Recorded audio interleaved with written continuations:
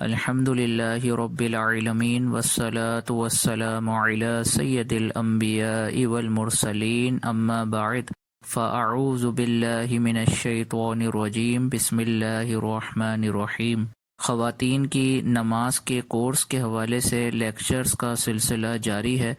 اور واجبات نماز پر ہمارا کلام چل رہا تھا۔ الحمدللہ عز وجل ہم نے واجبات نماز پر کلام اپنا مکمل کر لیا ہے۔ آج کے لیکچر میں انشاءاللہ عز وجل ہم ان اعمال اور ان کاموں کے بارے میں سماعت کریں گے کہ جن کو اگر نماز میں کر لیا جائے تو کرنے والا گناہ گار ہوگا۔ اس حوالے سے پہلا مسئلہ یہ ہے کہ اگر کسی کو طبعی حاجت کی شدت محسوس ہو رہی ہے تو اس حالت میں اس کا نماز شروع کر دینا مکروہ تحریمی ہے، یعنی گناہ ہے۔ طبعی حاجت کا مطلب جیسے کسی کو پیشاب بہت زیادہ شدت کے ساتھ محسوس ہو رہا ہے اور وہ اسی کیفیت کے ساتھ نماز اگر شروع کر دیتا ہے تو یاد رکھیں اس صورت میں وہ گناہ گار ہوگا۔ تو اس حوالے سے حکم شرع یہ ہے کہ اگر ابھی نماز کا کافی وقت باقی ہے اور پیشاب کی شدت محسوس ہو رہی ہے یا اسی طرح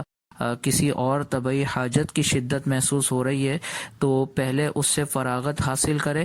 اور پھر اس کے بعد وضو کر کے نماز کو سکون کے ساتھ ادا کریں،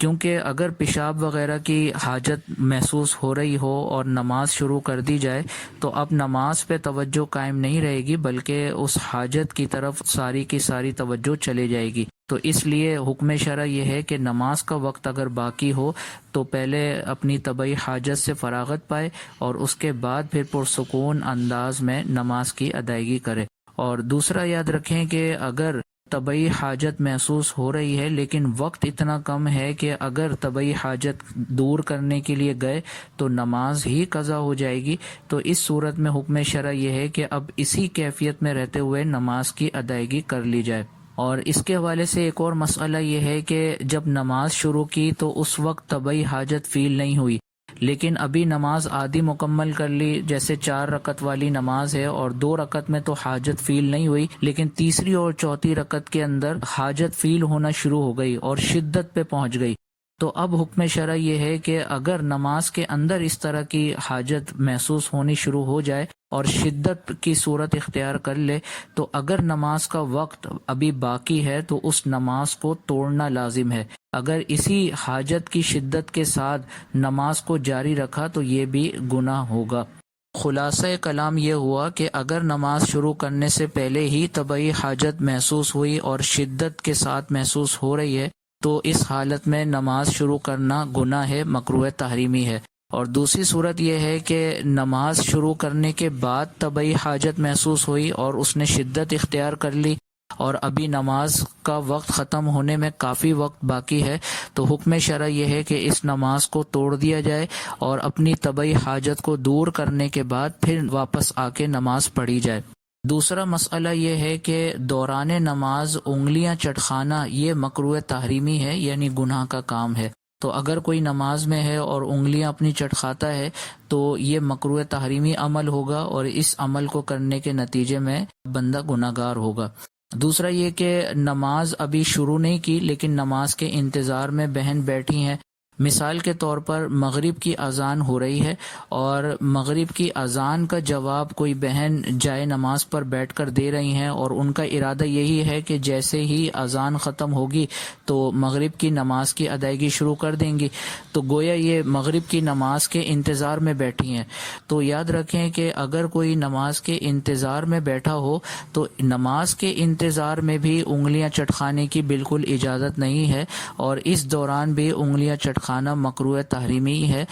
تو 2 صورتیں بن گئیں، ایک تو نماز شروع کرنے کے بعد دوران نماز انگلیاں چٹخانا گناہ ہے اور دوسرا ابھی نماز شروع نہیں کی لیکن نماز کا انتظار کر رہی ہیں تو اس صورت میں بھی انگلیاں چٹخانا مکروہ تحریمی یعنی گناہ کا کام ہے۔ اور انگلیاں چٹخانے کے حوالے سے مزید یہ یاد رکھیں کہ اگر نماز کے علاوہ ویسے ہی انگلیاں چٹکائی جائیں تو یہ مکروہ تنزیہی ہے، یعنی گناہ کا کام تو نہیں ہے لیکن شریعت کو ناپسند ہے۔ اور اگر انگلیوں کو آرام دینے کی نیت سے انگلیاں چٹکائی جا رہی ہیں تو اب اس کا کرنا نہ باعث ثواب ہے اور نہ باعث گناہ ہے، یعنی یہ ایک مباح کی صورت ہے، اور مباح کا مطلب یہ ہے کہ اس صورت میں انگلیاں چٹکانا نہ گناہ ہے نہ ثواب ہے۔ تو 4 کنڈیشنز انگلیاں چٹکانے کے حوالے سے بن گئی۔ دوران نماز اگر کوئی انگلیاں چٹکاتا ہے تو یہ گناہ ہے۔ اسی طرح نماز کے انتظار میں اگر کوئی بہن بیٹھی ہیں اور اس دوران انگلیاں چٹکا رہی ہیں تو یہ بھی گناہ ہے۔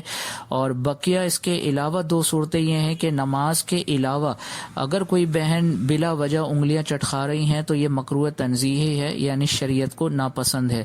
اور چوتھی صورت یہ ہے کہ اگر انگلیوں کو آرام دینے کی نیت سے انگلیاں چٹکا رہی ہیں تو اب یہ عمل مباح ہے، یعنی ایسا کرنا نہ باعث ثواب ہے اور نہ باعث گناہ ہے۔ اس کے بعد اگلا مسئلہ یہ ہے کہ کسی کے منہ کے سامنے نماز پڑھنا مکروہ تحریمی ہے۔ مثال کے طور پر کوئی شخص ہمارے سامنے بیٹھا ہوا ہے اور اس کا رخ ہماری ہی طرف ہے، تو اس صورت میں اگر اس کے چہرے کے سامنے نماز شروع کر دی جائے تو ایسا کرنا مکروہ تحریمی ہے، یعنی گناہ کا کام ہے۔ دوسرا اس حوالے سے یاد رکھیں کہ جو شخص ہمارے سامنے ہے ضروری نہیں ہے کہ وہ جاگ رہا ہو، اگر سونے کی حالت میں بھی ہے، یعنی لیٹا ہوا ہے ہمارے سامنے اور اس کا رخ ہماری طرف ہے، تو اگر ہم اس صورت میں نماز شروع کر دیں گے تو یہ بھی گناہ کا کام ہوگا۔ تو کوئی شخص سو رہا ہو یا جاگ رہا ہو، اس کا رخ ہماری طرف نہیں ہونا چاہیے، اگر ہماری طرف ہوا تو اس کے سامنے نماز شروع کرنا یہ گناہ کا کام ہوگا۔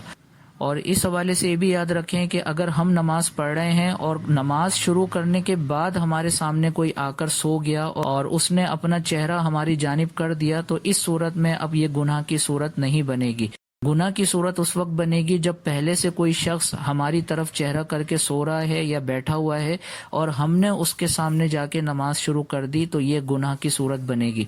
اور دوسری صورت جو بیان کی گئی وہ یہ ہے کہ ہم نماز پڑھ رہے تھے اور نماز جب شروع کی تو اس وقت کوئی سامنے موجود نہیں تھا، لیکن نماز شروع کرنے کے بعد کوئی شخص آ کے بیٹھ گیا اور اس نے ہمارے سامنے اپنا چہرہ کر لیا، یا کوئی شخص آ کے لیٹ گیا اور اس نے کروٹ ہماری جانب لے لی، تو اس صورت میں چونکہ نماز شروع کرنے کے بعد کوئی آ کے لیٹا ہے یا سامنے آ کے بیٹھا ہے، تو اس صورت میں ہم گناہ گار نہیں ہوں گے۔ اور اس کے بعد اگلا مسئلہ یہ ہے کہ نماز میں منہ چھپانا یہ گناہ کا کام ہے۔ یہ ستر عورت کی شرط میں بھی بیان کر دیا گیا تھا کہ اگر نماز میں منہ چھپایا جائے تو یہ مکروہ تحریمی ہوگا، یعنی گناہ کا کام ہوگا۔ اور اس حوالے سے بھی یاد رکھیں کہ یہ ایک نارمل کنڈیشن کے بارے میں ہے،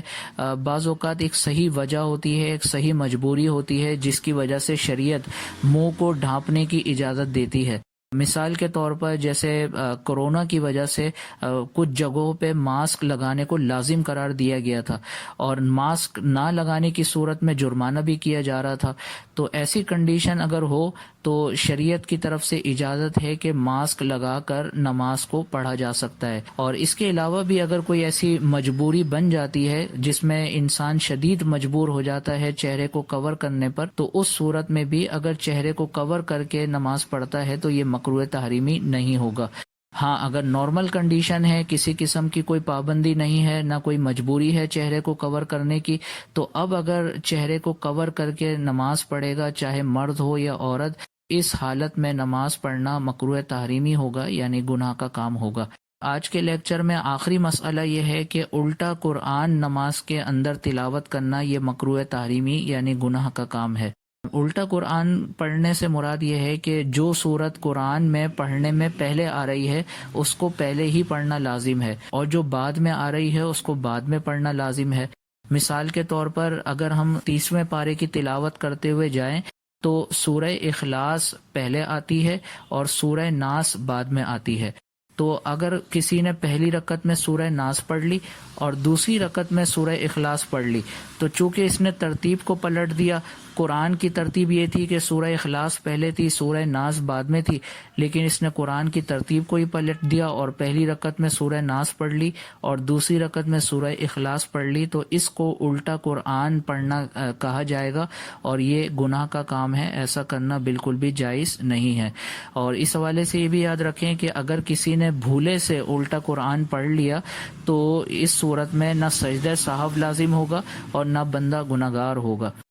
اور اگر جان بوجھ کر کسی نے الٹا قرآن پڑھا تو اس صورت میں یہ گناہ تو ہوگا لیکن اس سبب سے سجدہ سہو لازم نہیں ہوگا، کیونکہ الٹا قرآن پڑھنا یہ واجبات نماز میں سے نہیں ہے، اور سجدہ سہو واجبات نماز کے بھولے سے رہ جانے کی صورت میں کیا جاتا ہے، تو الٹا قرآن پڑھنا چونکہ واجبات نماز میں سے نہیں ہے، اس لیے اگر کوئی الٹا قرآن جان بوجھ کے بھی پڑھ لے تو اس صورت میں آخر میں سجدہ سہو لازم نہیں ہوگا، ہاں البتہ اس کنڈیشن میں گناہگار ضرور ہوگا۔ تو امید ہے کہ آج کے لیکچر میں بیان کیے جانے والے مکروہ تحریمی اعمال آپ تمام بہنوں کو سمجھ میں آ گئے ہوں گے۔ اللہ عز و جل کی بارگاہ میں دعا ہے کہ اللہ عز و جل ان مسائل کو بغور سن کر